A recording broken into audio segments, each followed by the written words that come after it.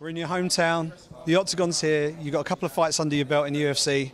How much does this feel like home to you right now?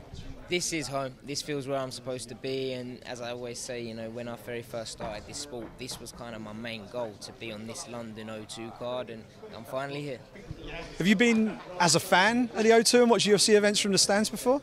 I have. I was training at the time, like I was doing mixed martial arts, but my first UFC event was at the O2 when Brad Pickett fought Neil Siri. I remember looking down thinking, you know, this is the main aim for me. If I can headline one of them cards, that's going to be a dream come true. And I'm not headlining it, but I'm on the main card, and, you know, honestly, I'm buzzing for it. How valuable has Brad's experience been, having competed in front of such a huge hometown crowd as you prepare for this one?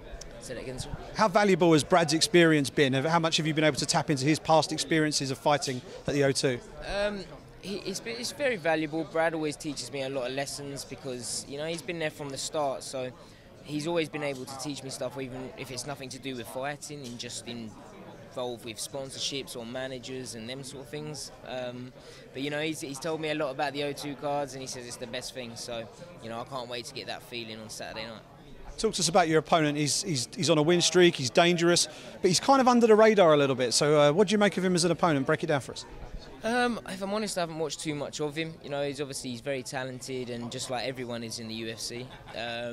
I honestly don't believe that he's got anything for me. I don't believe he can beat me in any areas unless I make a mistake, you know, and I don't mean that in a cocky way. I only talk him through confidence. You know, I know what I put into this sport, and I believe that I beat him in any area. So, you know, I just need to make sure on Saturday I turn up with my A game, don't make any mistakes, and, you know, get that win in front of my home crowd. Your nickname's The Prospect, and when you won the Cage Warriors title, there was a bit of a joke running around that you might have to change your nickname.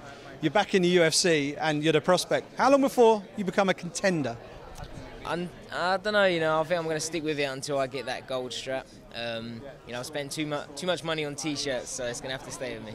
What do you make of the bantamweight division right now? It's a little bit weird. You've got TJ Dillashaw wants to drop down and fight for the flyweight belt. You've got the flyweight champion Henry Cejudo wants to move up and challenge for the bantamweight belt. You've got people like Peter Yan coming up through the ranks and doing great things. I mean, it's an exciting time for the division, but how do you sort of navigate your path through all that?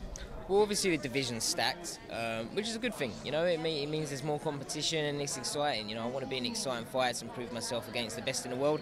I don't want to be in a division where people say, he's only the champ because there's no one else in that division. So, you know, it's only a good thing. Obviously, with TJ Dillashaw and the Henry situation, it kind of leaves it a bit on what's going on with, you know, the #1 ranked guy, #2. So for me, you know, I just want to get in that top 10, work my way up and get a shot at that gold. And we've seen you finish fights by sub, we've seen you finish fights by KO. Pick the finish for us this week. How are you going to get it done? I believe I'm going to get a first round TKO. Fantastic stuff.